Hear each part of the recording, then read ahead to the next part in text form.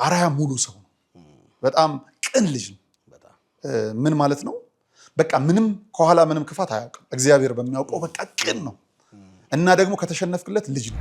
አራያ ወደ ገዳም ሲሄድ ለሰው አይናገርም። ወደ ቤተክርስቲያን ትክክለኛው መሄድ ለጸሎት ነው። በቃ ያስፈልግ። በየትኛውም በሃይማኖት አባት የፕሮቴስታንት አባት ለምን ይገደላል? የሙስሊም አባት ለምን ይገደላል? የፖለቲካ ጉዳይ ሌላ አጀንዳ ነው። ግን በሰዋዊነት ብቻ ውስጣችን የሚሰማን ነገር አለ። አሁን በቀደም አንድ ሙስሊም በዚህ በአማራ ክልል ትልቅ እንትን ነው የሚያሰግዱ በሙስሊም ምንድን ነው የሆነ ስም አለው። በጨለማ ነው ገብተው የገደሏቸው ማለት ነው። እና በጣም ብዙ ተቆጥቶ ነው የወጣው። ገብቷልና ስታስበው ወዴት እየተካሄደ ነው ያለው? ይሄ መወገዝ አለበት። 100% ስተቱ የኔ ነው። 100% ስተቱ የኔ ነው። ቤተክርስቲያን እንዲህ አይነት ትምህርት የላት። አንዱ ክርስቶስ ከተሰቀለበት መስቀል የተማርነው ምንድነው? አባት ሆይ የሚሰሩትን አያውቁምና ይቅር በላቸው። በተወለደበት አካባቢ ላይ የተስፋፋውን እምነት የቤተሰቡን እምነት የሚገፋ ትውልድ ባለበት ባልተወለደበት ሀገር ላይ በሌለበት ሀገር ላይ አማርኛ በማይነገርበት ሀገር ላይ ቤተክርስቲያኗ ጥልቅ ናት ብለው መናገር መቻልን ያሳዩን ናቸው። ፍቅረ ማረከኝ ብለው ዘምረዋል። ምስጋና ቢደገም ችግር የለው፣ ደግሞ ተደጋግሞም ነው። ይሄ ግን ድርቀት የጎደላቸው ደግሞ ፍቅርሽ ማረከኝ ብለው መጥተዋል። ተመስጦ እኮ ነው፣ ምስጋና እኮ ነው ዝማሬ። የካሴቱን መዝሙር ስንሰማና አውደ ምሕረት ላይ የሚዘመረውን ስንሰማ እኮ ሆይታ እኮ ነው። ደግሞ የተለመደ አለ። አሁን ከንግስ በኋላ የሩጫ መዝሙር ይደነግጣለሁ። የቱ ጋ ነው እግዚአብሔርን የሚያስታውሱት? ይሄ ለአምሮት የሚመጡ አሉ። ይሄ ቸብቸቦ ምናምን እሱም ስተት ነው አይደለም። ቀሲስ እንግዳ ወርቅ አንተ አትችልም እኛ እንሻላለን፣ ወንድማችን ዘማሪ ሁሉ ሰገድ አንተ አትችልም እኛ እንሻላለን ወደሚል እየመጣን ነው።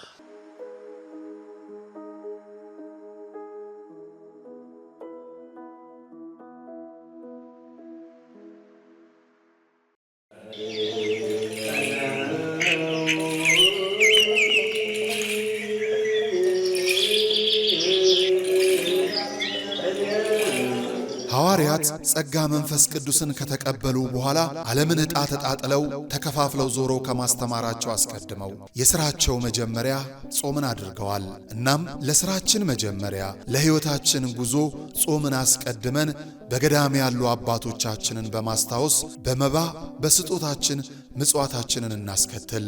የሞት አንሳ ማር ቅዱስ ሚካኤል አንድነት ገዳም የአባቶቻችንን በዓት ልንጨርስ ጥቂት ቀርቶናልና አግዙን። ጾሙን የበረከት ጾም ያድርግልን። አሜን።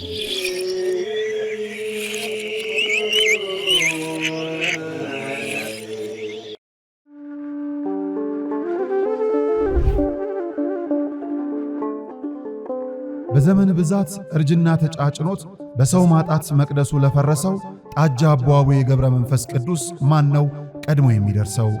ምድሩ ለምለም ሀገሩ የጀግና ጦርነት ፈተነው እንጂ የማያውቅ ልመና። ዛሬ ግን አዛውንቶቹ ጉልበት ከርቷቸው ወጣቶቹ ግራ ገብቷቸው የአቡዬ ቤተ መቅደስ ሊፈርስ ተቃርቧልና ስለ አቡዬ ብላችሁ የጻድቁን ቤተ መቅደስ እንገንባ።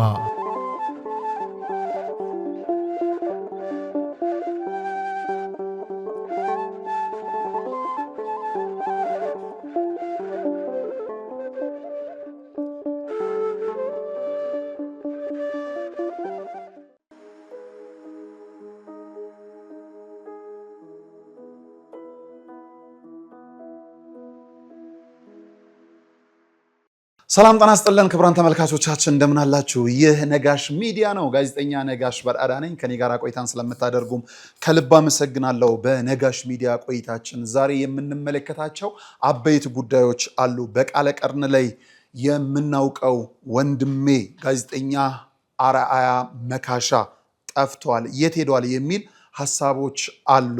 ነጋሽ ወንድምህ የት ሄዷል? የብዙዎች አስተያየት ነው። አርአያ መካሻ ወዴት አለ ብለን ዛሬ የምናነሳው ጉዳይ ይኖራል። የቃለ ቀርኒ ሚዲያ ላይ ተመልካቾቻችን በሙሉ የምንነግራቸው አዲስ ዜና አለ። የነጋሽ ሚዲያ ተመልካቾችም እንዲሁ የምትወዱት የምታከብሩት ልጃችሁ ወንድማችሁ ጋዜጠኛ አርአያ መካሻን እንደዚሁ እናነሳለን። ከዛ ባለፈ ደግሞ በሁለተኝነት የምናነሳው ዳኒ የአባቶች የግድያ ሙከራ ሶሻል ሚዲያውን ወስዶታል። እሱን እንመለከታለን ማለት ነው። ከዛ መለስ ስንል ምን እናያለን? የአባቶች ደግሞ እንደዚሁ የይቅርታውን ጉዳይ አሁን እያሉ ይቅርታዎች እንዴት ስንመለከታቸዋለን እሱን እናነሳለን። ከዛ የአሜሪካዊ ሊቅ የ15 ዓመቱ ይሄ ላይ ትኩረት መስጠት አለብን። በእውነት በጣም ነው የሚገርመው። ነጋሽ ሚዲያ እንደ ትውልድ ስለሆነ የሚሰራው ልጆች ላይ ምንድነው መሰራት ያለበት የሚለውን እንዳሳለን። በጣም በጣም በጣም እሱን እናይና በመጨረሻ ላይ ደግሞ የሰሞኑ የዝማሬ አገልግሎት ዝማሬ አገልግሎት አይደለም፣ ግልበጣ፣ የመዝሙር ግልበጣ እውነትህን ነው። የመዝሙር ግልበጣ ነው። አዎ በዚህ ነው የምናየው። ከአሁን በኋላ እንግዲህ ባለፈው እንግዳ ሆነህ ቀርበህ የመሰላቸው አሉ።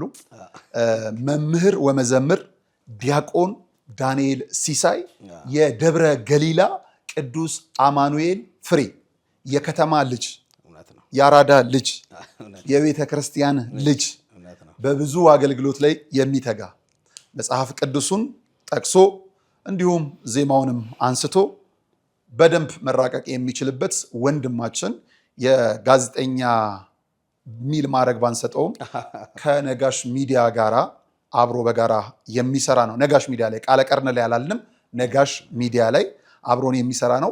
አዲስ የጀመርነው ፖድካስት አለ። አርብ በጣም የሚያስደንቅ እስካሁን የተመለከትናቸው ፖድካስቶች፣ እነዚህ የምታያቸው የሚያማምሩ ሀሳቦችን ያነሱ እንግዶች አሉ። የዛ ፕሮግራም ዋና ተባባሪ በመሆን መምህር ወመዘምር ዲያቆን ዳንኤል ሲሳይ ከኛ ጋር ስለሚቆይ አሁን ስንነጋገር እንግዳው እየተባባልን አይደለም ማለት ነው። ይሄ ፕሮግራም ደግሞ በሳምንት አንድ ጊዜ ወቅታዊ ጉዳዮችን ጠቅልለን የምናመጣበት አንተ እስክትናገር እኔ እስክንነጋገር ሁሉ ሳይሆን ሀሳቦቻችን የምንሰነዝርበት ነውና ነፃ መድረክ ነው። እንደ እንግዳ እሱን ቁጭ አድርገን እንደ ተጠያቂ እኔን ቁጭ አድርጎ ሳይሆን ዳኒ ሀሳብ ካለው ያነሳል፣ እኔ ሀሳብ ካለኝ ያነሳለሁ። በዛ መልኩ የሚሄድ ነው። ባለፈው ባነሳነው ሀሳብ ላይ መነኮሳት ከከተማ ይውጡ አይውጡ የሚል በመረጃ የተደገፈ ፕሮግራም ላይ አንድ ኮሜንት መጥቶ ነበር። በጣም በቃ ስንዝናና ነበር። በስቴም እያሳቀኝ ደውሎ እንዴት ነው አካፍለኝ እንጂ ብላ እያለኝ ነበረ። አንድ ኮሜንት ላይ እንግዳውማ አንተን ማለታቸው ነው። አዎ እንግዳውማ ከመነኮሳቱ ብር ተቀብለዋል። ብር የሚሰጥ መነኮሳት ካለ ጥሩ ነው፣ አይሰጡም እንጂ። ይሄ ነው ክቡራን ተመልካቾቻችን። እነዚህን ጉዳዮች እናያለን። ከመልእክቶች በኋላ በቀጥታ ወደ እነዚህ ጉዳዮች እናመራለን። ስለዚህ ከዚህ በኋላ ዳኒ እንግዳ አይደለም፣ ከኛ ጋር በነጋሽ ሚዲያ ላይ ስለሚኖር ሀሳብ በዚህ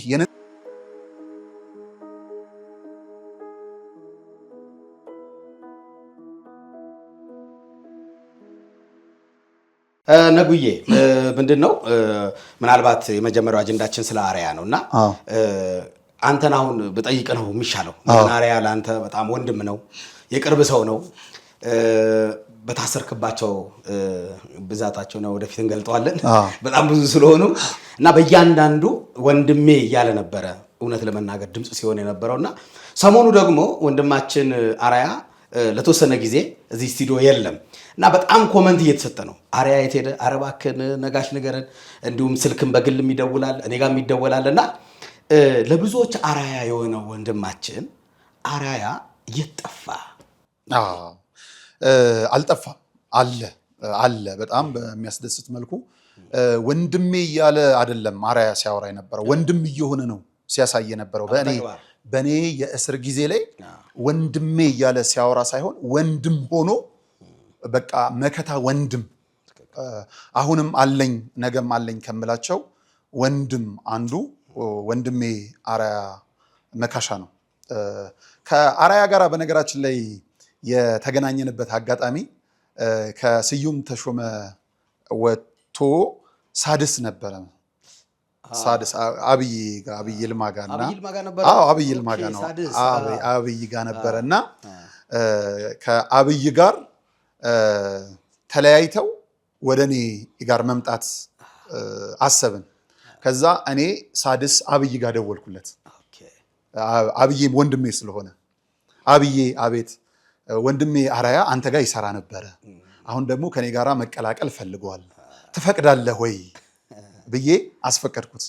ነጋሽዬ አርያ በጣም መልካም ሰው ነው፣ በጣም ጥሩ ሰው ነው፣ ደስ ብሎኝ ደስ ብሎኝ በቃ አብራችሁ መስራት መቻል አለባችሁ ብሎ የእሱን ፈቃድ ጠይቄ ነው። ምክንያቱም በእኔ ጋር ቢመጣም እሱ ጋር እየነበረ ስለነበረ ይሄ ስለሆነ አንዱ ያበቃውን አንዱ የለፋበት መሆን መቻል የለበትም። አርአያ ሙሉ ሰው ነው። በጣም ቅን ልጅ ነው። ምን ማለት ነው? በቃ ምንም ከኋላ ምንም ክፋት አያውቅም። እግዚአብሔር በሚያውቀው በቃ ቅን ነው እና ደግሞ ከተሸነፍክለት ልጅ ነው። የልጅ ልብ ያለው አለ አይደለ? በቃ እሺ ደስ የሚል በዚህ ሂደት ውስጥ ማህበር ሚዲያ እያለኝ ነበረ የመጣው። ማህበር ሚዲያ 4 ኪሎ ነበርኩኝ። 4 ኪሎ የነበርኩበት ነበርና ከነ መምህር ምረታብ ጋራ በጥር 14ቱ ጉዳይ ታስረን አልነበረ? ታስረን ልክ እንደ ወጣው ነው የተገናኘ ነው። ከመጀመሪያ ስሬ በኋላ ነው የተገናኘ ነው ከአርአያ ጋራና በቃ እናነሳዋለን። ቃለ ቀርን ደግሞ ያኔ ሽታዬ ሚዲያ ነበረ የምትለውና ወደ 26000 27000 ቪው ነበረ፣ ሰብስክራይበር ነበራትና አላቅም 27000 ነው 50000 አላቅም ብቻ ወደዛ ነበረ። ከዛ ተገናኘን። በቃ ከፍ አድርገዋለሁ፣ ስሙ ይቀየር አለ። ይሄ ሚዲያው ቃለ ቀርን የሚለው ሽታዬ የሚለው ወደ ቃለ ቀርን ይቀየር። ስሙን ማን እንዳወጣ ታውቃለህ? መጋቤ ሐዲስ ዶክተር ሮዳስ ናቸው ቃለ ቀርን የሚለውን ያወጡልኝ። ኧረ እባክህ! አዎ በጣም የሚደግ ብዙ ጊዜ አስበው ነበር። አዎ መጋቤ ሐዲስ ዶክተር ሮዳስ ታደሰ እሳቸው ናቸው ቃለ ቀርን። ጌታ ሲመጣ እኮ የሚነፋው ድምፀ መለከት ማለት ነው። እና መጋቤ ሐዲስ ናቸው ይሄንን ቃለ ቀርን የሚለውን ሚዲያ ያወጡልን። ከዛ ተያያዝን፣ ስራ እንደጀመርን ከእስር እንደወጣው ማህበር ሚዲያ ያው ላማለኝ በሰማይ ወተቷንማ ላይ ሆኖ ተሰረቀ፣ ተወሰደ። ተሰረቀ ሳይሆን አሁንም ማህበር ሚዲያ ተብሎ ቢገባ አለ። ባለቤትነቱ የኛ አይደለም የማንም አይደለም፣ አየር ላይ አለ። ግን እንዳንሰራ ታገደ። እንዴት እንደሆነ አናውቀውም። አሁንም ኢንጂነሮች ባለሙያዎች ካላችሁ ወደ 295,000 ምናምን ሰብስክራይበር ነው ያለው። እንደው ብትመልሱልን ብታስመልሱልን 3 ዓመት አለፈው አየር ላይ ነው ያለው። ወረታውን እንከፍላለን። እና በዚህ ሂደት ውስጥ ማህበር ሚዲያ ተሰረቀ።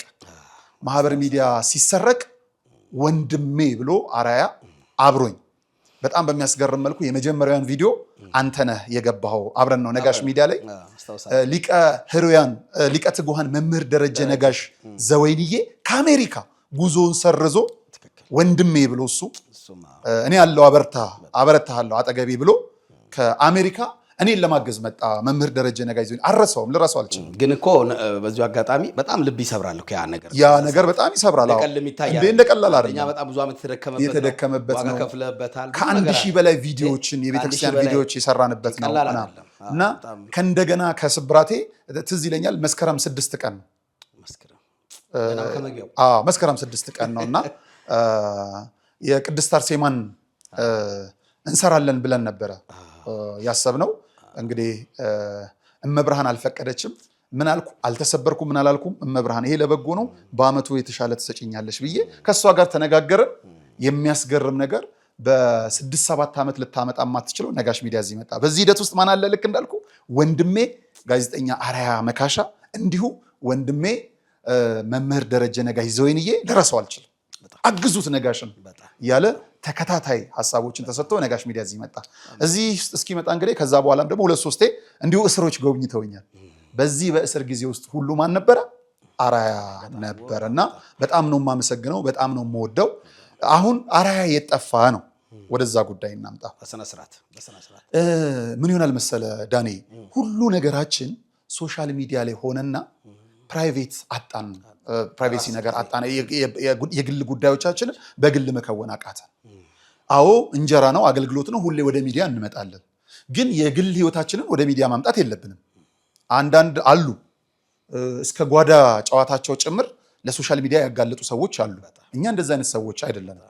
ከቤተሰብ ጋር የምናሳልፈውን ጊዜ፣ ለጸሎት የምናሳልፈውን ጊዜ፣ ለረፍት የምናሳልፈውን ጊዜ ለግላችን ወደ ሚዲያ እናመጣው። በግል ጉዳይ ሰው ደግሞ ሰርቶ ማረፍ ይጠበቅበታል፣ ይኖርበታል። አንዳንዴ ደግሞ እንደ ክረምት ቄጤማ መሆንም ያስፈልጋል። የክረምት ቄጤማ ምንድነው? የወንዝ ዳር ቄጤማ ጎርፍ ሲመጣ ትተኛለች፣ ጎርፉ ሲያልፍስ ትነሳለች፣ ትለመለማለች፣ ደስ ትላለች፣ ትቆማለች። ጊዜን እንደዛ አድርገን ማሳለፍ ያለብን ነገሮች ሊኖሩ ይችላሉ፣ እንደዛ ሊያስፈልጉ ይችላሉ። አርአያ በጣም የሚያስገርመኝና የምወድለት አንዱ ነገር አንዳንድ ችግሮች ሲመጡ በጸሎት ሁሉንም ነገር ማሳለፍ የሚወድ ወንድሜ ነው። በጣም ከሚያስደስተኝም ነገር ሌላ ነገር ትምከት የለውም። ከጀርባው ፖለቲካ ብትፈልግ የለም፣ ሌላ ነገር የለም። ምናልባት ተሳስቶ ከሆነ ያገኘው መረጃ አሳስቶት ሊሆን ይችላል እንጂ ለስተት ሄዶ አይደለም። ምንም የሚያውቀው ታሪክ የለም። ከጀርባ ያደራጀው የሚደራጀው ምንም የሌለበት ንጹህ ወንድሜን እና ከአርአያ ጎን አሁን ስትሆን የሚያስደስት አላውቅም። በንግግሩ ሊያስከፋ ይችል ይሆናል፣ በምን ሊሆን ይችላል ሰው ስለሆነ እኔም አንተም ስለምን። ከዛ ውጭ ግን ምንም ችግር የለበትም እና የዛሬ ዓመትም እንደዚህ ገጥሞት ነበረ። ባሴ ታስታውሳለህ አይደል? የዛሬ ዓመት እንደዚሁ ወደ 1 ወር ምናምን ነው አይደል የጠፋው። እንደውም ያ ትዝ ይለኛል የበርሜል ጊዮርጊስ ጉዳይ በጣም ከፍ ብሎ የተነገረበት ነበረና አርአያ ወደ ገዳም ሲሄድ ለሰው አይናገርም። ወደ ቤተክርስቲያን ትክክለኛው መሄድ ለጸሎት ነው፣ በቃ አያስፈልግም። እና እግዚአብሔር በሚያውቀው ያኔ ወደ ገዳም ነበር ሄደውና ወደ ገዳም ሲሄድ ሄዳለው ያለበት ገዳምና የሄደበት የተለያየ ነው። ለኔም ራሱ ለምን ሲቆይብኝ ወንድም አይደለ ስለሚጨንቀኝ አንዳንድ ነገሮች ሊያስፈልጉት ያስፈልጋል ምናምን ብዬ ወደ ነገረኝ ገዳም ጉዞ ጀመርኩ። ወደዛ ለመሄድ ለምን የሚያስፈልገውን ነገር ለመሙላት ምናምን እዛ ሲሄድ አልመጣም አሉኝ። አዘንኩ። ምክንያቱም ሌላ ችግር ውስጥ ገብቶት ይሆናል። በዚህ ደግሞ የበርሜል ጊዮርጊስን ጉዳይ ጀምረናል። ለካ የበርሜል ጊዮርጊስን ጉዳይ እየጀመረን እሱ የት ነበረ? በርሜል ጊዮርጊስ ነበር። የሰው ልጅ የልብ ክፋቱ በጣም በሚያሳዝነው መልኩ እኛ እግዚአብሔር በሚያውቀው ድንግል ማርያም እዚህ ከጀርባችን አለች፣ በልባችንም አለች። የእውነት የበርሜል ጊዮርጊስን ጉዳይ እዚህ እያወራን እየተወያየን ከባለ ጉዳዮቹ ጋር እያወራን ወንድማችን እሱ ነው። እዛ ያዩት ሰዎች ምን አሉ? ሆን ብለህ አርአያን ለስለላ ልከኸው እዚህ ደነገጥኩ። እንደዚህ ይቻላል እንዴ? እኔ የክፋቱ ልብ የለኝማ። አርአያም አያውቅም፣ እኔም አላውቅም። እሱ ለጸሎት ነው ሄደው። እንደነገርኩ ግን የቦታውን አሳስቶ ነው የነገረኝ። ለምን እንዳልከተለው በቃ ከከንቱ ደሴም ከምንም ለመጥፋት ይሄ ወንድማችሁ ሰይጣንን ቅደመው ይላል። በቃ ካፍ የወጣውን ሰይጣን ያውቀዋል። በቃ የልብህን ግን አያውቅም። እሱ የራሱ ጸሎት ላይ ነው። በጣም ተፈተንኩ በእውነት እዚህ ተወጠርኩ። ለምን እኔም አላውቅም፣ አርአያም አያውቅም። በማናውቀው ጉዳይ እሱ እንዴ ኧረ እንደዚህ አይነት ነገር እመብርሃን አሳለፈችው ያንን ጊዜ። ከዛ መጣ ወንድሜ ከጸሎቱን ጨርሶ ስራውን ጀመረ ማለት ነው። ስለዚህ አሁንም አርአያ የግል ጉዳይ ይኖረዋል። ጸሎት ሊሆን ይችላል፣ ገባል አይደለ? እረፍት ሊሆን ይችላል ምናምን። ግን ዛሬ አብረን ነበር እዚህ ስቱዲዮ ነው የምልህ። አንተ ከመምጣትህ በፊት እንደውም ስትወጣም አይተከዋል፣ ተገናኝታቸዋል። እዚህ ስቱዲዮ አብረን ነበር ምንም እንትን ለማለትና እንደውም አንድ ፎቶ ተነስተን ነበረ። ፈቃዱ ከሆነ እለቀዋለሁ። ፈቃዱ ግን አሁንም ስልኩ ስለማይሰራ ማስፈቀድ ስለማንችል ነውና በጣም በፍጹም ጤነኝነት እጅግ በጣም በሚያስደስት መልኩ እረፍት ላይ ነው ያለው። እረፍት ላይ ነው ያለው። ከእረፍቱ ጎን ለጎን ደግሞ አንዳንዱ ፊልም በማየት አንዳንዱ ያደለው ከሀገር በመውጣት ቢች ዳር ምናምን ያሳልፋል። የእኛ ደግሞ ክርስቲያኖች ያው ጸሎት ነው። እረፍትን ስናገኝ ወደ ገዳም ነው የምንሄደውና ሱባኤ የሚገባበትም ጊዜ ስለሆነ ምናልባት ረዥም ለሆነ ጊዜ እረፍት ላይ ሊሆን ይችላል። ያ እረፍት ደግሞ ወዴት ይወስዷል? ከራሱ ጋር ሲነጋገር ፊልድ ይቀይራል አይቀይርም፣ በሚዲያ ድጋሜ እናየዋለን አናየውም፣ እሱ የሱ ውሳኔ ነው። የሱ ውሳኔ ነው።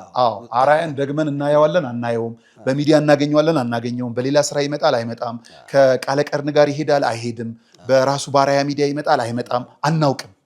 እኔ አሁን አላውቅም ነው ያለው ወንድም። አሁን አላውቅም፣ ስለዚህ እረፍት መውሰድ ፈልጋለሁ ብሎ እንደውም ስንተቃቀፍ ጠረኑ አሁንም አለ። የምር የወንድማማችነት ናፍቆኝ ነው ያገኘሁት። እኔም እንዳሰብኩ ደግሞ ይቺን ሰሞን አይደለም የጠፋው። ይሄው እንደምታየኝ እኔም በነጠላ ጫማ ነኝና ወር ከ15 ቀን አለፈኝ ማለት ነው አይደል? ወደ 2 ወር ሊሆነኝ ነው። እና ከ2 ወሩ አንዱን ወር ከቤት አልወጣሁም፣ ህመም ላይ ነኝ። ስለዚህ አላገኘሁትም ቀድሜ። ከዛ በኋላ ግን ስመጣም እኔም እንደማንኛውም ሰው እናፍቀው ነበር። ስልክም ብደውል አንገናኝም ነበር። ዛሬ ግን ሲመጣ ሳየው ልቤ ነው ደስ ያለው። ደስ አለኝና አርአያ ወንድሜ ባለህበት እግዚአብሔር ይጠብቅ፣ ጸሎትህን የሚስማ። በእርግጠኝነት ወደ ሚዲያ ድጋሜ እንደምትመለስ እንገምታለን። ቃለ ቀርን ሚዲያ ደግሞ ያለንተ የሚሆን አይመስለኝም። ግን ሚዲያው ክፍት እንዳይሆን ከዚህ በኋላ የተለያዩ ኮንተንቶችን በተለያዩ አዘጋጆች በቃለ ቀርን ሚዲያ የምንለቅ ይሆናል። አራያ ተመልሶ እስኪመጣ ድረስ አራያ ይመለስልን በሉ እስቲ ከስርና አራያ ይመለስልን በሉ በጸሎትም አራያ ይመለስልን በሉ። ይሄን ይመስላል የወንድሜ አራያን ጉዳይ ምንድነው ነጉዬ እዚህ ጋር ትንሽ ሰከንድ ልናገር። ይሄን መናገር በጣም አግባብነት አለው። ለምን መሰለህ? ዘመኑ የቴክኖሎጂ ነው። ቲክታክ ላይ ታስሯል የሚል አለ፣ ታፍኖ ተወስዷል የሚል አለ። ኧረ ከዚህ ያውጣው እና ብዙ ነገር ስላለ ወንድሜን ክፉ አይንከው። አሜን። ሰው በጣም ስለተረበሸ ይሄንን በመግለጽህ በጣም ነጉዬ እናመሰግናለን። ወደ ሁለተኛው ጉዳይ እንግባ። በጣም ጥሩ። እሺ፣ በጣም ጥሩ። ሁለተኛው ጉዳይ ምንድነው? ሰሞኑ መነጋገሪያ የሆነው የአባቶች የግድያ ሙከራ ነው። እንግዲህ ይሄ ያለንበት ክፉ ዘመን መጽሐፍ ቅዱስም እንደሚል ስለ ስሜ በአሕዛብ ሁሉ የተጠላችሁ ትሆናላችሁ ይላል። በቃ ማለት ዋጋ የሚከፈልበት ዘመን ነውና እስኪ በዚህ ዙሪያ ላይ ነጉዬ እስኪ የተወሰነ ሀሳቦችን ሼር አድርገን። ምንድነው አባቶች ማለት የትኛዎቹ አባቶች ብለን እናስብ። አሁን ዘመኑ እንግዲህ እኔ ድሮ አባት ሲባል በቃ አባት አንድ ነው፣ በሃይማኖትም አንድ ነው፣ ወላጅም አባት አንድ ነው፣ ክርስትና አባትም አንድ ነው፣ ንስሐ አባትም አንድ ነው። ሌላ ሁለተኛ ንስሐ አባት አይኖርም፣ ሁለተኛ ወላጅም አይኖርም። ክርስትና አባትም አንድ ነው የሚሆነው፣ አይን አባትም አንድ ነው የሚሆነው። መምህር የቀለም አባት ግን ሊበዛ ይችላል። የሃይማኖት አባቶች ደግሞ ቢበዙ አንድ ናቸው። ሌላው ይቅር ከኛ ቤተ እምነት የተወጡ አባቶችን ራሱ አባት ነው የምንለው የእድሜ። የዚህ ዘመን የኔ እናንተ ዘመን ግን ክፉ ጊዜ ሆንንና አባቶች ስንል የትኛው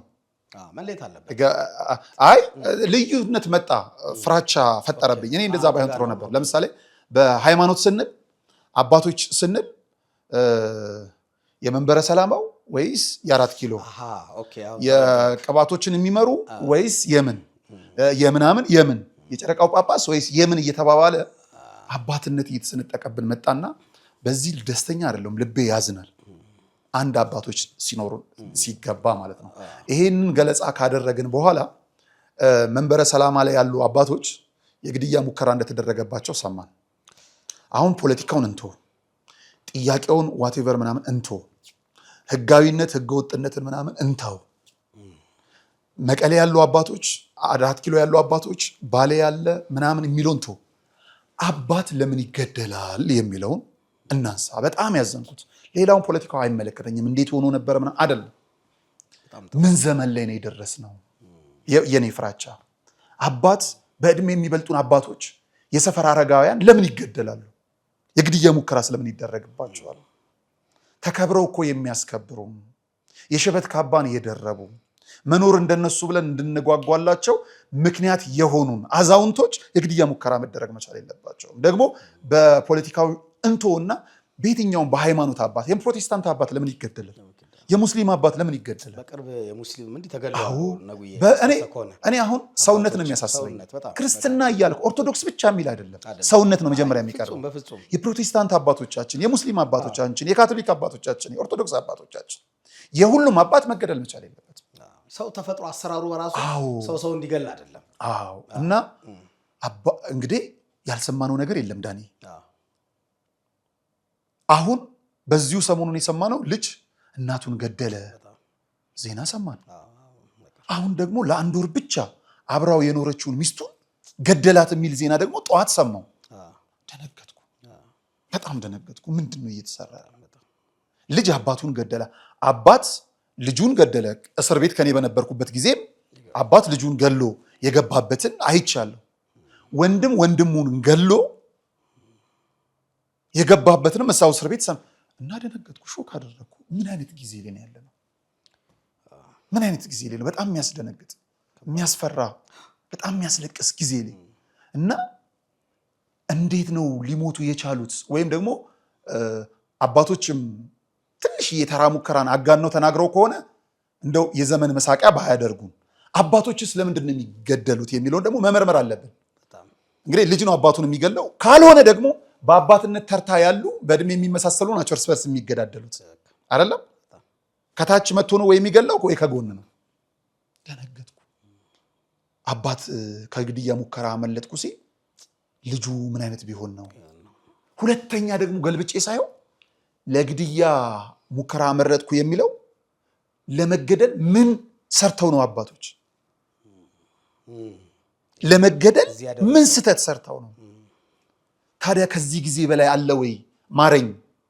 ከዚህ ጊዜ በላይ አለ ወይ የህብረት ጸሎት? ከዚህ ጊዜ በላይ አለ ወይ በህብረት ማንባት?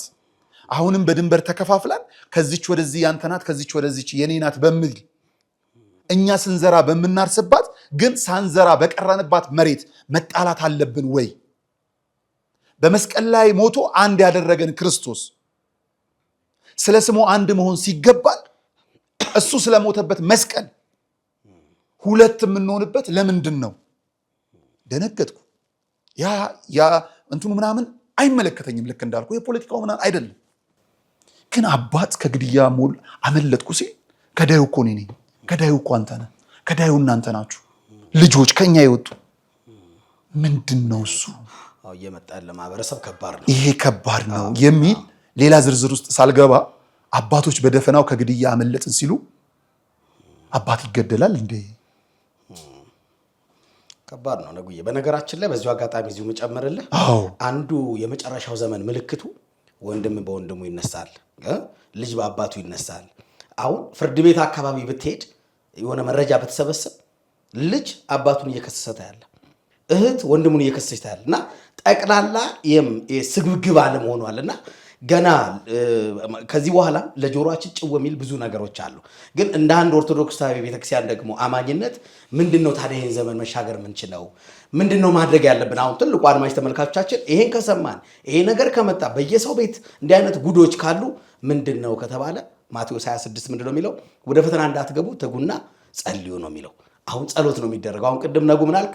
በጣም ፍርሃት ውስጥ ያለ በጣም አልክ። እውነት ነው፣ ያስፈራል። የምታየው የምትሰማው ነገር ያስደነግጣል። ዘግናኝ ነገር ነው። ዘግናኝ እንዲያውም ለሚዲያ የማይመጥኑ ማለት ለመንገር የሚከብዱ ነገሮች አሉ እንጂ ብንናገር በጣም ከባባድ ነገሮች አሉ፣ ከዚህ የበለጠ የሚሰሩ ወንጀሎች ማለት ነው።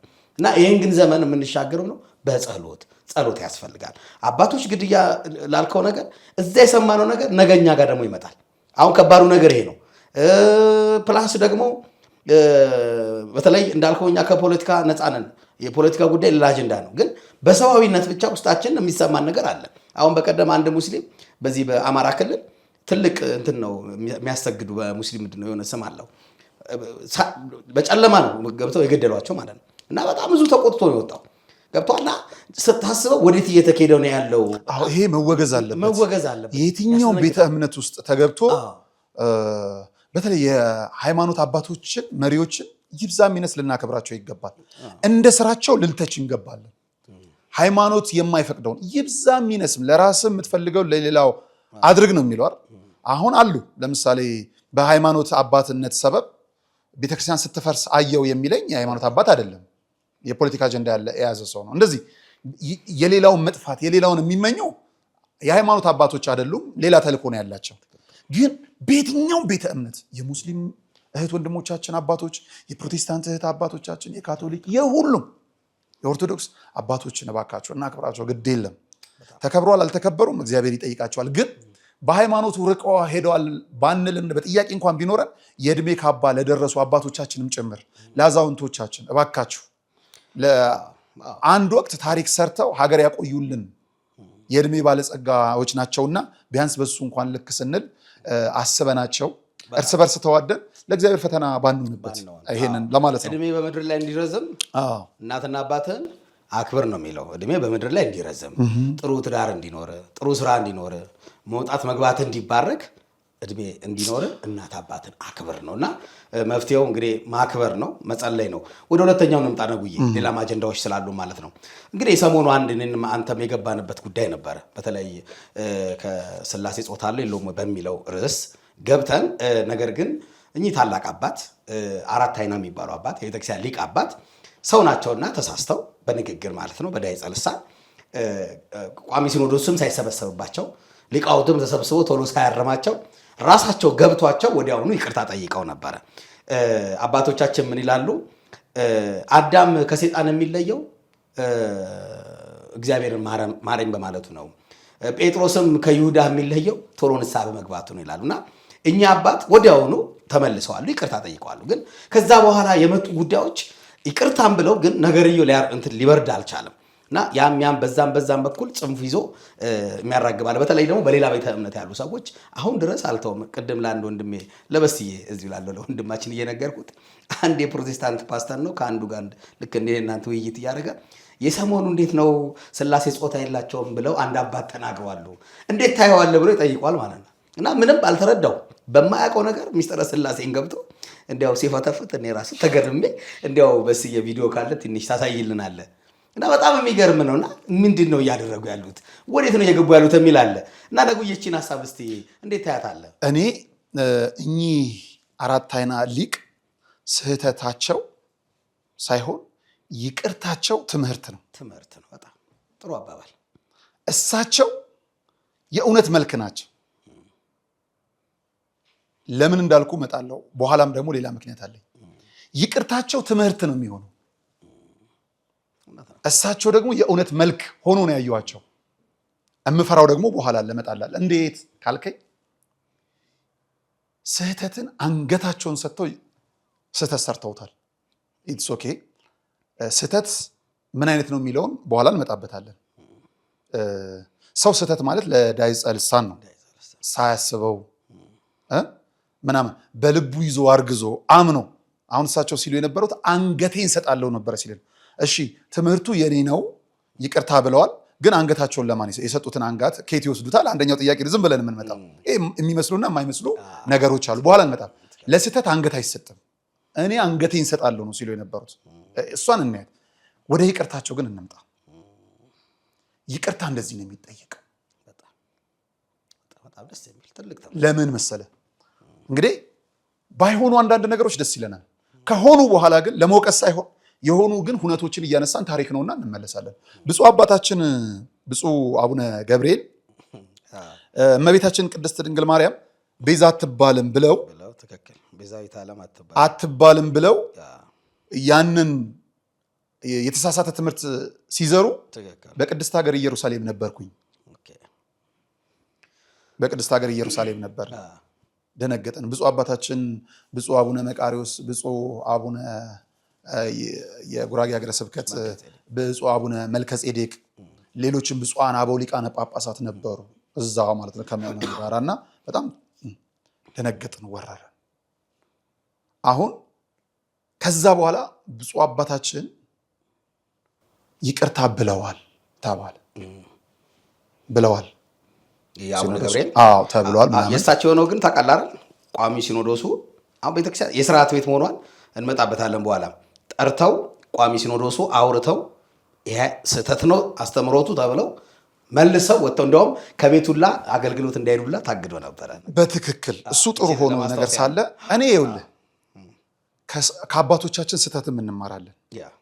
እኔ አሁን ብፁዕ አባታችን እንደዛ አሉ መመለሳቸው ያ ትምህርት እንዳልሆነ ቤዛዊት እንደምትባል ከሳቸው ተማርኩኝ። ከብፁዕ አባታችን ብፁዕ አቡነ ገብርኤል ግን የይቅርታ አጠያየቅን አልተማርኩም ከሳቸው።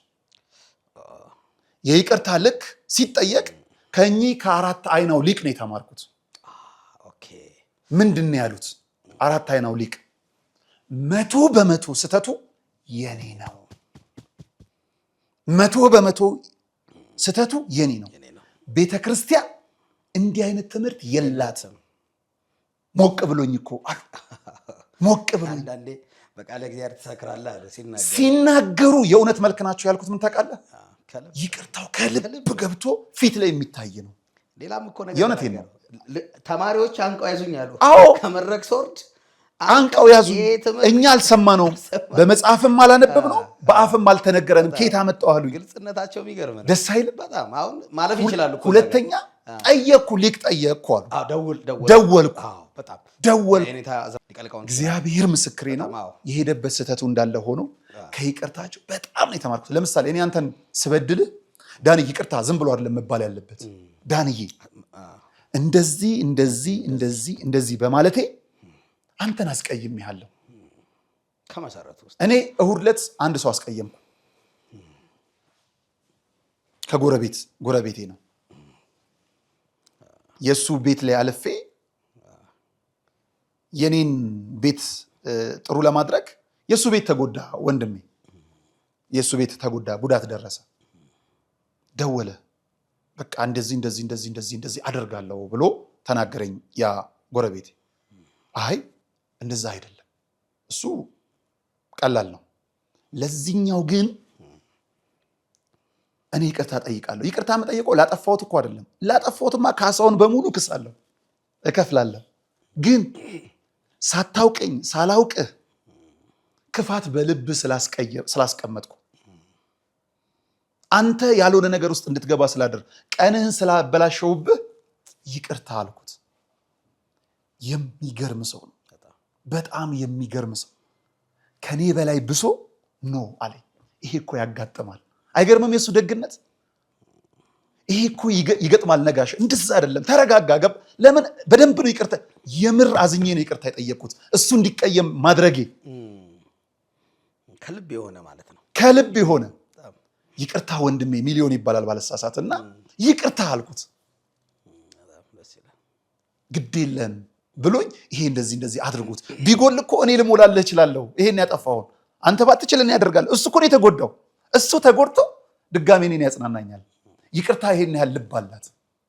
ይሄንን ልጅ ይቅርታ የጠየቁበት እግዚአብሔር በሚያውቀው እኚህ አባት ይቅርታ የጠየቁበትን መንገድ ቀድሜ ስለሰማው ነው። አያ ተማርኩኝ። በዚች አጭር ጊዜ ውስጥ በዚች እንትን ከአባታችን ተማርኩኝ። ህይወት ማለት ነው። ዝም ብሎ አይደለም ይቅርታ የሚጠየቀው፣ በደንብ ነው ጥፋትህን ነግረህ ነው ይቅርታ የሚጠየቀው። እና ያ ጎረቤቴ ጋር በእርግጠኝነት ጥሩ ወዳጅ እንደምንሆን እርግጠኛ ነኝ ወደፊት። ከይቅርታ በኋላ የሚመጡ ወዳጅነት በጣም እና የምር ደግሞ አሁን እኔ ምን አድርጌ ነው የምክሰው ነው ይሄንን ልጅ ያጠፋሁበት ነገር አለ ምናምን፣ ምን አድርጌ ልካሰው? አሁን እኔ የሚያስጨነቀኝ እሱ ነው። ምን አድርጌ ልካሰው? በጣም ደስ ይላል። እና ከሳቸው አየው ያንን ያየሁት ግን ይሄ ወንድም መጣና ይቅርታን በልብ እንድለማመድ ሞር አስተማረኝ። ስለዚህ እሳቸውም ለኔ ምርጥ ነው፣ ይሄ ወንድሜም ለኔ ምርጥ ነው። እንዲህ የሚያስተምሩ ይቅርታዎች አሉ።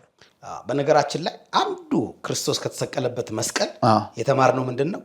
አባት ሆይ የሚሰሩትን አያውቁምና ይቅር በላቸው። ያ ማለት በተግባር እየወጉት ነው፣ በተግባር እየመቱት ነው፣ ደሙን እያፈሰሱት ነው። ግን የሚሰሩትን አያውቁም ይቅር በላቸው አለና ወደዛ ደግሞ ስትሄድ ደግሞ ማንን ታገኛለህ? ሰማዕቱ ቅዱስ እስጢፋኖስን ታየዋለህ። በድንጋይ እየወገሩት እየመቱት ሰማይ ተከፍቶ እኮ ያለው የእግዚአብሔር ልጅ ኢየሱስ ክርስቶስን አያለው ሲል በጣም ሲደበድቡት መጨረሻ ላይ ከመሞቱ በፊት ምን አለ?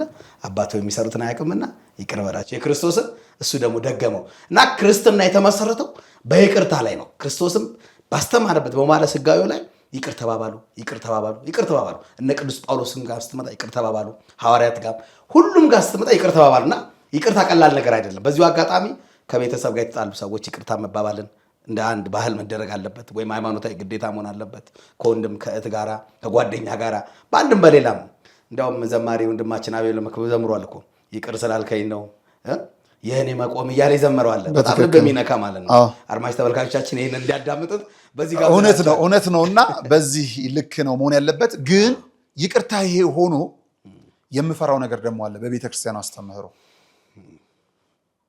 እንዲህ አይነት ህዝቡን የሚያሳስቱ የቤተክርስቲያኗን ወገብ ለመፈተሽ የሚመስሉ ስህተቶች ተጠንተው መምጣት መቻል የለባቸውም። አይ ህዝቡ ካለማ ብሎ የሚመለሱ ሊቃውንት መብዛት የለባቸው። 40-50 ዓመት እንዲህ አይነት ስህተቶች ለመሳሳት አይደለም ቤተክርስቲያን የምታስተምረው። ማለቴ ማንም ፐርፌክት የለም እኮ ፐርፌክሽን የለም። ግን ስህተትን መቀነስ እንደዚህ አይነት ግን መሰረታዊ ዋናው ለምሳሌ እንትን የወጡ ሰዎች ናቸው አሉ ከቤተ ክርስቲያን የወጡ ሰዎች ናቸው እና አማራቸው መሰለኝ ቅዳሴ እንትን አላቸው እና ቅዳሴ ይናፍቃልና እና ባሉበት ቦታ ምእመን ሰብስበዋል። ከዚህኛው ቤት ያው እንትን በቆባቸው በካባቸው በቀሚሳቸው በመስቀላቸው ምናምን እንትን ብለው ሸውደው የተሸወዱ ጥቂት ሰዎች አሉ እና ከበዋቸዋል። ከዛ አብረው ቅዳሴ ስላማራቸው በቃ አምሮታችሁ ለማውጣትማ ቅዳሴ እንግባላችሁ ብለው አንድ አዳራሽ ተከራይተው ቅዳሴ ይቀድሳሉ፣ ይገባሉ። ከዛ ያው ሙሉ ክብሩ ይገለጥ ብለው ከሆነ ከነምናምኑ ብለው ምእመናኑ ደግሞ ቤተክርስቲያን ልክ እንዳለው እንደ ደጀ ሰላም ተፍተፍ ይላሉ። ያው መምሰል እንጂ መሆን አይቻልም አይደለ? እነዚህ እንግዲህ የወጡት ከዚህ በምንፍቅና ነው። ምንፍቅናው ደግሞ ካለማወቅ ነው ከቅድስት ቤተክርስቲያን የተለዩት። ጾሙ ከበዳቸው። ጾሙ በርገር ምናምን አማራት እስከ 9 ለምን ይጾማል 60 ቀን ምናምን ለምን እንጾማለን ምናምን ብለው ይሄ የከበዳቸው የወጡት ናቸው። ግን እንትን አማራቸው ቅዳሴ አማራቸው። ከዛ ምእመንም አሉ ብዬ ሄለ ደጀ ሰላሙ ምናምን ይተቻሉ። እዚህ ግን እንደ ቤተክርስቲያን ለመምሰል ምእመናኑ ተፍተፍ ለደጀ ሰላም እነዚህ ቄስ ነን ባዮች ቅዳሴ ገቡ አሉት። አምሮታቸውን ተወጡ። ያው ንዋየ ቅድሳቱ ከመርካቶ ገዝተውታል፣ ችግር የለውምና ተወጡት በቃ አሉ ማለት ነው። ከዛ መጨረሻ ላይ ካሰናበቱ በኋላ ደጀ ሰላም ተቀመጡ። በእነሱ ደጀ ሰላም ማለት ነው። ያው ቴብል ላይ ተቀመጡ። እነሱም ያመጡላቸው አበሉ ምናምን መምሰል ከፍ ማለት ፈለጉ። ግን የሚጎላል አንተ አሉ ዛሬ ቅዳሴ ሆነ አልነው አይደል? አዎ እውነት ግን እኮ አሃዱን ረሳናት። እንግዲህ የቅዳሴው መግባት አሃዱ አብ ቅዱስ ነው። ከማን የጀመረው? ምክንያቱም ስርዓት የለም አንተን አሃዱን ረሳናት አሉ። ልክ እንደዛው አይነት ነገር የሥላሴን ጾታ አላቸው የላቸውም የሚለውን ነገረ ክርስቶስ ሲጀመር በነገራችን ላይ ነጉዬ በጣም ጥንቃቄ የሚፈልግ ትምህርት ነው። ግን አሁን እኔ የእሳቸውን በምን መሰረት የተረዳሁት ኖ የእሳቸውን አይደለም። አይ ሌላም ከዚህ በኋላ የእሳቸውን አይደለም። እኔ ያንተ ኢንቴንሽን እኮ ሌሎችም ከዚህ በኋላ ሲመጣ ወደ ምሕረት ላይ እንደዚህ ከማለታቸው በፊት ጥንቃቄ ይፈልጋል፣ መጠንቀቅ አለበት ነው እንጂ በቃ የእሳቸውን ዘጋን አለፈ። መተቸትም አልችልም፣ አቅሙ የለኝም። ምንድነው ይቅር በሉኝ አባቴ። አይ በፍጹም መተቸት አንችልም። እግዚአብሔር በሚያውቀው አንደኛ በጣም ሊቅ ናቸው። ቤተክርስቲያን ምንድነው የሚባሉት? በቃ የጀርባ አጥንት ናቸው። ቀላል ሰው አይደሉም። አንተ 40 ዓመት ቀላል ግን ምንድነው እሳቸው አይተ ከሆነ የአንድን ሰው ትምህርት ሰምቼ ነው አሉ። ምንድነው ኢሞሽናል ይባላል። ሰሙ ወዲያውኑ በንጋታው አውደ ምሕረት ላይ ወጡበት። ግን እሱም ቢሆን እኮ የቤተክርስቲያን አባቶቻችን እንደሰማ እንዳየ አትናገር ነው የሚል። ትክክል። ማጥናት ያስፈልጋል፣ ግራ ቀኝ ማየት ያስፈልጋል። በነገራችን ላይ ነጉዬ አውደ ምሕረቱ በጣም ጥንቃቄ ይፈልጋል። በዚሁ አጋጣሚ ለምን መሰለ ባለፈውም እንደውም በቅርብ አሁን የሚለቀቅ አንድ ፖድካስት አለን እሱ ላይ ይታያል። እንደውም ብዙ ከመምህር መጋቢ ሚስጥር ፍቃዱ ጋር ያወራነው የፊታችን እሁድ እንትን የፊታችን ዓርብ ይለቀቃል። በነጋሽ በደንብ አውርተንበታል። ለምሳሌ ልጅ ሳለው እንደ ልጅ አስባለሁ ወይም ልጆች ደግሞ ወተት ነው የሚጋቱት ከዛ ከፍ ሲሉ ነው አጥንት። አሁን አውደ ምሕረቱ በትዳር ጉዳይ ቸገረው ይመጣል፣ በስራ ጉዳይ ቸገረው ይመጣል፣ በትምህርት ጉዳይ፣ በህይወቱ ጣውረድ ጉዳይ ብዙ ፈተና የመጣን ሰው ሚስጥረ ሥላሴን ማስተማር አትችልም። ሚስጥረ ሥላሴ ዶግማቲክ ነገሮች የሚሰጥበት የራሱ የሆነ ቦታ አለ። በኋላ አንድ የቀረችን አጀንዳ አለች፣ እሷ ላይ እናነሳታለን። እና ዞሮ ምንድነው አባቶቻችን ሊቃውንት እንዲህ አይነት ነገሮችን እና ሊቃውንት ማነው ምዕመኖቻችን ደግሞ ምንድነው ማድረግ ያለባቸው? ተነስተው ሊቃውንቱን አለመናገር። እኔ አሁን የተረዳሁትን ነው የምልህ። ለሊቃውንት መልስ የሚሰጠው ሊቃውንት ጉባኤ አለ። ከፍ ካለ ደግሞ ቅዱስ ሲኖዶስ አለ። እኛ ምንድነው ድርሻችን? ራሳችንን ጠብቀን መቀመጥ፣ ማወቅ ያለብን ነገር ማወቅ ነው ያለብን። ነጉዬ አጀንዳው በጣም ብዙ ነው። ወደዚህ እንግባ እስቲ። በዚሁ ወደ ሁለተኛ እንምጣ። ነጉዬ ሐሳብን ተረድቼዋለሁ። እነሱም ይረዱት። ያንተ ሁለት አያልቅም እንደ አራተኛ ላይ ደረስን። አንድ ሁለት ናቸው ባጭሩ እናንሳ። አሁን ሰሞኑ በጣም ልብ የሚያረካ አንድ ሕፃን ልጅ የ15 ዓመት ልጅ ከወደ አሜሪካ በአንድ ሚዲያ ላይ የተገለጠ ልጅ አለ እና በጣም ጎበዝ ነው፣ አቋቋም የተማረ እንዲያውም እዛ ላይ ሲገልጽ ራሱን መምህር ፍስሐ እባላለሁ ብሎ አንድ ሕፃን ልጅ እንትን ሲያዜምና ሐሳብ ሲሰጥ ስለ ቤተክርስቲያን ከልጅነት እንዴት አሜሪካ እንደተማረ እየተዘዋወረ ነበር ሚዲያ ላይ። እንዴት አየኸው ነጉዬ? ደስ ብሎኝ በእውነት ቀና ልጆቼን እንዲህ ነው የማደርገው ወደፊት። እኔና ባለቤቴ በቲቪ ከፍተን ነው ያየ ነው። እኚህን አባት ልበል፣ ይሄን ልጄ ልበል፣ ይሄን ወንድሜ ልበል አላቅም። እንዲህ አፍን ዝግት የሚያደርጉ አጋጣሚዎች ሲመጡ መደመም ነው። ስለዚህ የክህነት ትንሽ የለውም። ሁሉም ክህነት ክቡር ነው። አባታችን እያልኩ ነው የማወራው። አባቴ እያልኩ ነው የማወራው። አባቴ እያልኩ ነው የማወራው። እኔ እያልኩ ነው። እና እንደው ትንሽ ቪዲዮን አይተን እንምጣ። በጣም በደስታ። ለምንድን ነው የመጣው ኢትዮጵያ? ያው ዋናው ነገር ለመማር ነው። ያው ወደፊት ጊዜ እያጠረ ስለሚወጣ አሁኑ መማር ማለት አሁኑ እንድማር ነው የመጣ ምንድነው የምትማረው? ያው አቋቋም እማራለሁ። እዚሁ ላይ የሚመጣው ምናምን ክብረ በዓል ቃል እግዚአብሔር አጠናለሁ። በዛም ደግሞ ዜማም እማራለሁ። ውዳሴ ማርያም ዜማ እሱንም ታጠናለህ? የት ነው ያለው አሁን እያጠናህ እየተማርክ ያለው? በኦንላይን ነው ማጠናው። አንዳንዴ ደግሞ በአካል ምናምን እንትን እንላለን። አሜሪካ እያለህም በኦንላይን ነበር የምታጠናው? አይ ስመጣ ነው የጀመርኩት። እዚህ ስመጣ ያው ትምህርቱን ትንሽ ከበድ ስለሚል እንትን እንዳይልብኝ ነው እንዳይጋጭብኝ ብለህ ነው እንደዛ ያደረገው። አቋቋም በጣም በትምህርቱ ከበድ ይላል፣ ጊዜ ይፈልጋል። ዜማ በጣም መያዝ፣ ምልክቶቹን በደንብ መያዝ ያስፈልጋል። ማናቸው መምህርህ? እስቲ ስለ ትምህርቱም ንገረኝ ጥቂት ነገር በለኝ። ያው የሚያስተምሩኝ መምህር የኔታ ዳንኤል ይባላሉ። እሳቸው ደግሞ ያው ማታ ነው መማረው። ከዚህ ሌላም እንትን እላለሁ እዚህ ክራር ምናምን ላይክ የተማርኩኝ ያለው እና ያን ደግሞ ጠዋት ምናምን ሊሆን ይችላል። ጠዋት ሜቢ ከ3 ተኩል እስከ 10 ማነው 3 ተኩል እስከ 6 ተኩል ድረስ ምናምን እማራለሁ። እዛ ምሳዬን እበላለሁ። ከበላ በኋላ የሆነ ደግሞ ያው ምን ሄደ ቦታዎች ምናምን ይኖራል። ከዛ መጥቼ ቀጥታ ወደ ትምህርት ቤት ነው ሄደው። ከዛ ደግሞ ዋንስ ደግሞ ያን ደግሞ እንትን ካልኩ በኋላ ወደ ዜማው ትምህርት እገባለሁ። ማለት ወደ ዜማው ትምህርት እገባለሁ እና የሚያስተምሩኝ አባት ያው የአክስቴ ልጅ ነው፣ ካህን ነው፣ የተማሩ ሰው ናቸው። ከእሳቸው ጋር ይቅርታል፣ ከእሳቸው ጋር ዜማ ምናምን እማራለሁ። እንግዲህ ተመልሰን ተገናኝተናል። በጣም በሚያስደስት በሚያስገርም መልኩ መምህር ፍስሐን ያልከው ፍስሐን ያልከውና ጥሩ እኮ ነው። ሀገር አሜሪካ ስለሚኖር በአባቱ ነው በአባት ነው የሚጠራውና ምንም ችግር የለው። በእምነት ፍስሐ መምህር በእምነት ፍስሐ መርጌታ በእምነት ፍስሐ እና ሙሉን በባህረ ጥበባት ቲቪ ላይ ተመልከቱት። ዲያቆን ቴዎድሮስ ይባላል ያዘጋጀው ፕሮግራሙ። እንዲህ አይነት ዲያቆናት ወደ ሚዲያው መጥተው እንዲህ አይነት ፕሮግራም ሲሰሩ በጣም የሚያስደስት ነው። ስለዚህ አሁን መርጌታ በእምነት ፍስሐ የ15 ዓመቱ ሊቅ የእሳቸውን እግዚአብሔር ጸሎታቸውን ይቀበልላቸው። ሰውም አድንቆ ጨርሷቸዋል።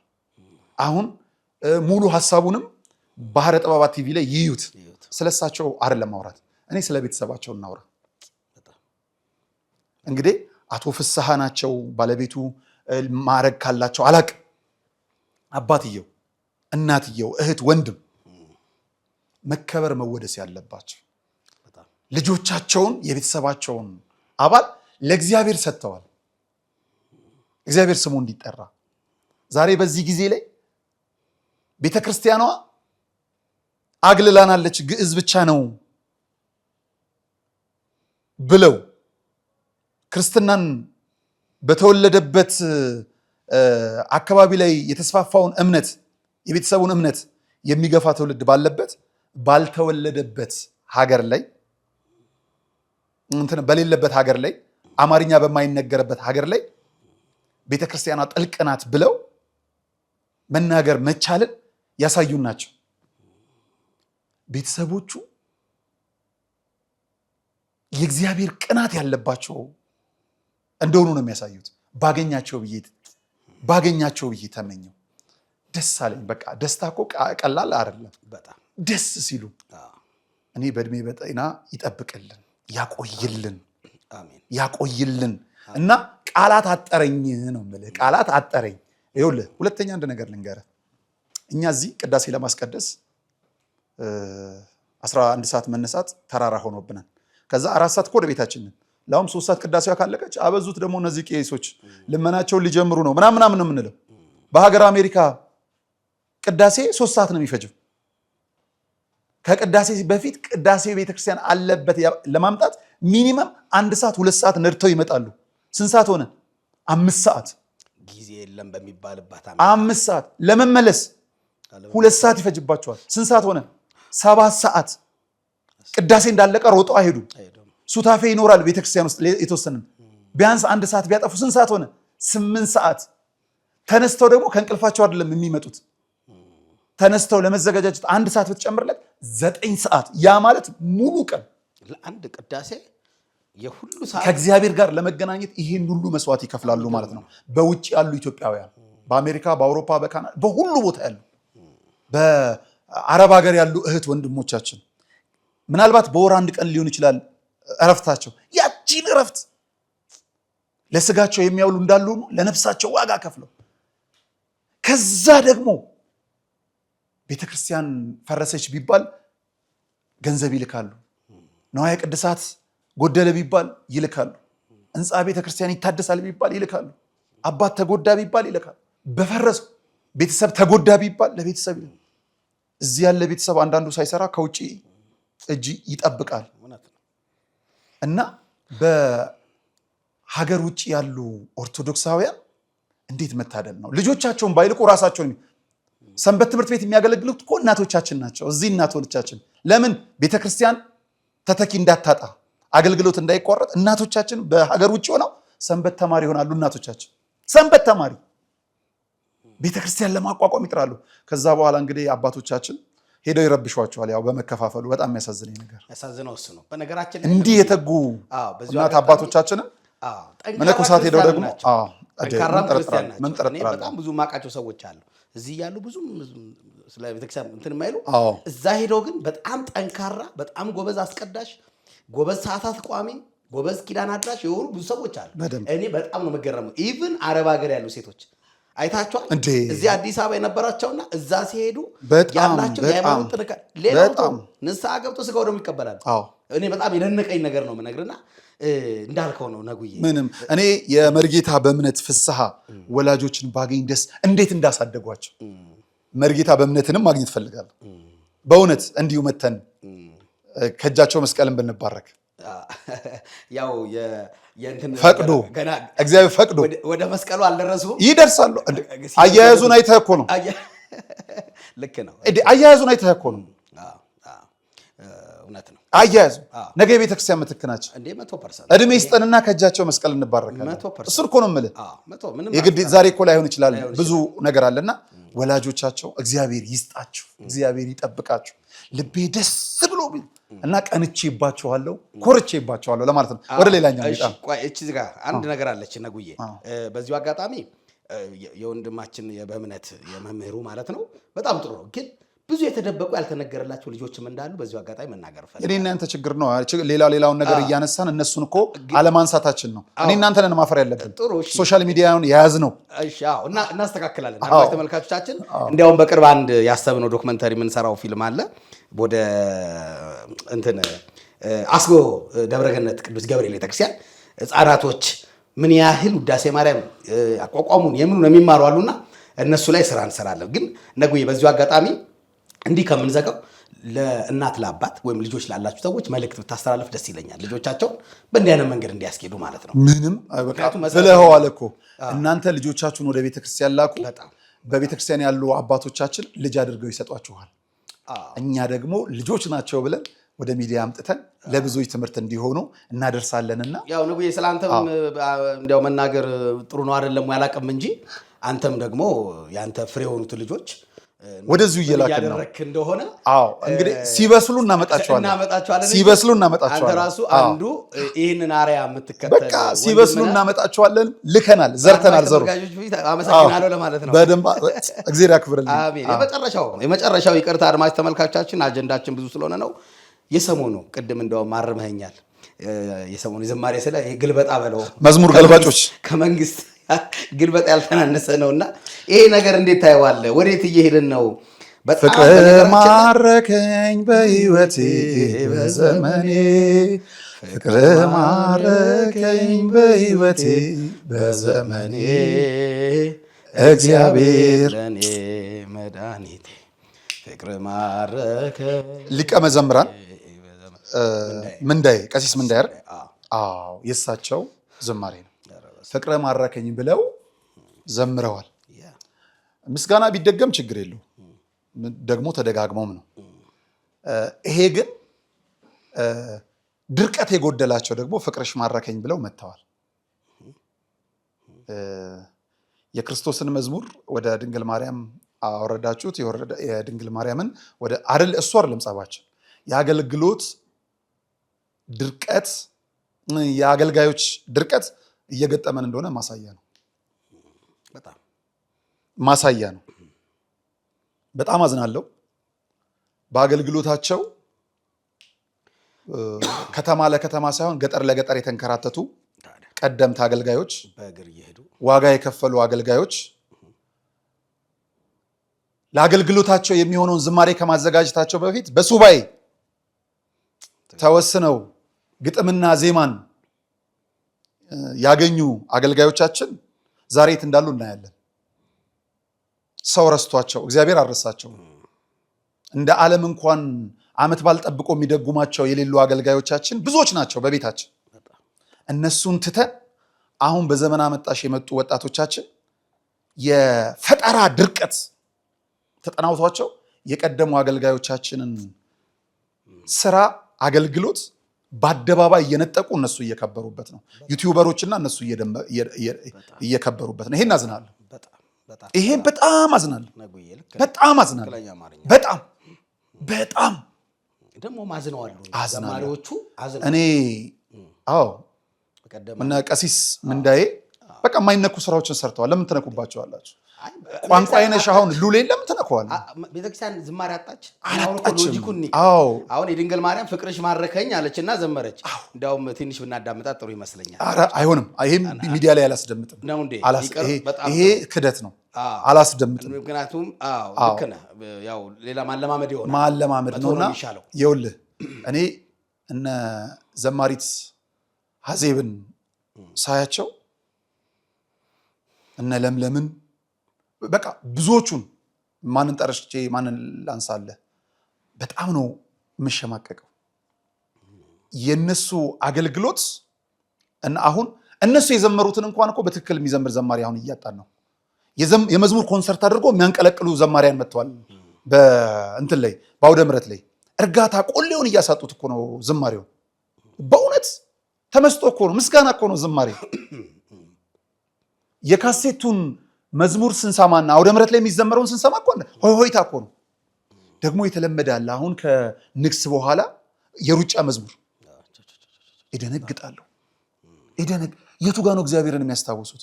ይሄ ለአምሮት የሚመጡ አሉ። ይሄ ቸብቸቦ ምናምን እሱም ስህተት ነው። አይደለም ለእግዚአብሔር መስዋዕት ያቀረቡት ዘማሪዎች በዛ ልክ አይደለም። በተመስጦ እግዚአብሔርን በመፍራት እግዚአብሔርን ስለዚህ እግዚአብሔርን እያገለገሉ ያሉ ዘማሪዎች በምድርም ዋጋቸው ይገባልና አትንጠቋቸው። ከዚህ የሚያገኙትና ኑሮን የሚተዳደሩበት ነው እኮ በቃ መዘመር ነው፣ ሌላ ስራ የላቸው። በነገራችን ላይ ነጉዬ ይሄ ኮፒራይትም ወንጀል ነው። አትስረቋቸው። ይባስ ብሎ ደግሞ የማይሆን ነገር ላይ የመዝሙር ግልበጣ ነው የሚለው የመዝሙር ግልበጣ። ይሄ የመዝሙር ግልበጣ በጽኑ እቃወማለሁ። ሀይ ካልተባለ ነገር ይቀጥላል። በነገራችን ላይ ነጉዬ ምነው እናቴ በእንቁላሉ በቀጣሽ ይባላል። ነገ ወደ ቅዳሴው ይመጣል። ነገ ወደ ሰዓታቱ ይቀየር ይመጣል። እዚህ ጋር ሀይ ተብሎ አሁን በቀደም ከዘማሪ ሲስተር ህይወት ጋር በአንድ ጉባኤ አብረን ነበርን እና እያወራን በጣም ነው ያዘነችው። ከምልህ በላይ ይሄ እኮ ማለት አለች። ለምሳሌ እኔ ስለ ሚካኤል ከዘመርኩ የሚካኤልን የምገልጽበት የራሴ የሆነ መንገድ አለኝ። ስለ ገብርኤል ከሆነ የገብርኤል አለ። መዝሙር ጠፍቶ ነው ወይ እንደሚደረገው? ነገ ናና አማኑኤል የሚለውን ናና አማኑኤል የሚለውን ነይ ነይ እመቤቴ ወይ ነይ አርሴማ በሚል ይቀየራል። ሁሉ ነገር በስርዓት በአግባብ መሆን አለበት። በነገራችን ላይ ነጉ እኔ የገጠመኝ ነገር ልንገርህ። ለምሳሌ አሁን ስድቤን አረቀሽ የሚለው መዝሙር ስድቤን አረቀሽ ነውሬን ሸፈንሽው እማምላክ ባንቺ አርሴማ ባንቺ ተገልብጦ ተዘምሮ አይቻለኝ። እኔ በጣም ነው የደነገጥኩት። ደግሞ ወዴት ነው የሚሄደው? እንትን የጎደላቸው ናቸው እነዚህ ድፍረት የለም። ድፍረት አንድ ደግሞ አለ ይሄ ባህር እንትን እየሄደ አፉን አጣሞ ሁሉ የመጣ አንድ ልጅ አለና እግዚአብሔር መቅሰፍት እንዳያደርግበት በዛው እንደዛ ተው፣ በቃ ተው፣ ረፉ፣ በቃ ረፉ። እና አገልጋዮችም ደግሞ ደፍራችሁ ውጡ፣ ተናገሩ። እኛ ስለ አገልግሎታችሁ ቀንተንም ስለሚገባው ክብርም ደግፈን ማውርተናል። ግን እናንተም ደግሞ በቻላችሁት መጠን እግዚአብሔር በረዳን መጠን እንግዲህ አንጋፋ አገልጋዮችንም ፈቃዳችን በሆነ እንጋብዛለን። ብዙውን ጊዜ አገልጋዮችን እንትን የማንልበት ስለምንሰስታቸው ነው የማንጋብዛቸው በእውነት እና ተው። በተለይ ደግሞ ይሄ ዝማሬ የቀሲስ ምንዳዬ ዝማሬ የሚደፈር አይደለም። አትድፈሩ፣ በቃ አትድፈሩ፣ ተው። ደግሞ ስታይል ይቅርታ በይ አንቺም የጫናችሁ ዩቲዩበሮችም አጥፉትና ሌላው ነጉ የዚሁ አያይዘው በዚህ ከቨር ደግሞ እያሉ የሚሰሩ ሰዎች መጥተዋል። ታዲያ መዝሙር ግል በጣም ምልህ ምንድን ነው? እሱንም ነው ምን ማለት ነው? ምንዳዬ አንተ አትችልም፣ እኛ ከአንተ እንሻላለን። ቀሲስ እንግዳ ወርቅ አንተ አትችልም፣ እኛ እንሻላለን። ወንድማችን ዘማሪ ሁሉ ሰገድ አንተ አትችልም፣ እኛ እንሻላለን ወደሚል እየመጣን ነው። ስለዚህ ይሄ በደንብ ይገባልና የቀደሙ አገልጋዮችን ደግሞ እግዚአብሔር በፈቀደ መጠን እንዲሁ በዚሁ አገልግሎታችሁን ጭምር እግዚአብሔር ያውቀዋል። ግን በጥቂቱ እንድናውቀውና እንዴት እንደተመጣ ሰው እንዲያውቀው እንጋብዛችኋለን። እንደውም በዚሁም እግዚአብሔር ከረዳን ጊዜ ካላቸው ፖድካስት አለን። በጣም የቤተክርስቲያኑ ሊቅ ከድምፃዊ ቴዎድሮስ ካሳሁን ወይም ቴዲ አፍሮ ጋር ለምን ተገናኘ? ምን አገናኛቸው? ብዙ ጉዳዮች አሉ። በጣም ብዙ ጨዋታዎች አሉ። የደርግ ባለስልጣኖችስ ምን አመጣቸው? በጣም ብዙ የሚያስገርሙ ጉዳዮች አሉ። ነገ በነጋሽ ሚዲያ ይለቀቃልና ሰላም እግዚአብሔር ከሁላችን ጋር ይሁን። መልካም ጊዜ።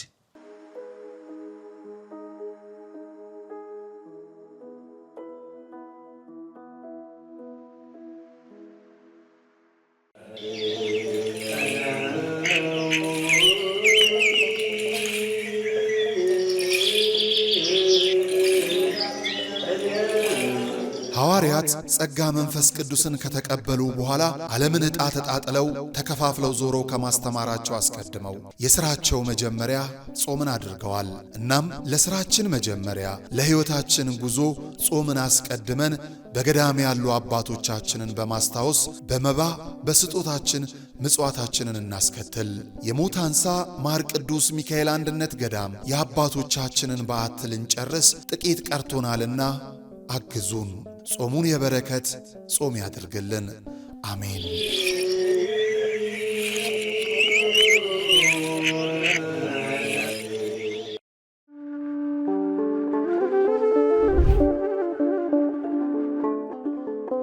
በዘመን ብዛት እርጅና ተጫጭኖት በሰው ማጣት መቅደሱ ለፈረሰው ጣጃ አቦአቡ የገብረ መንፈስ ቅዱስ ማን ነው ቀድሞ የሚደርሰው?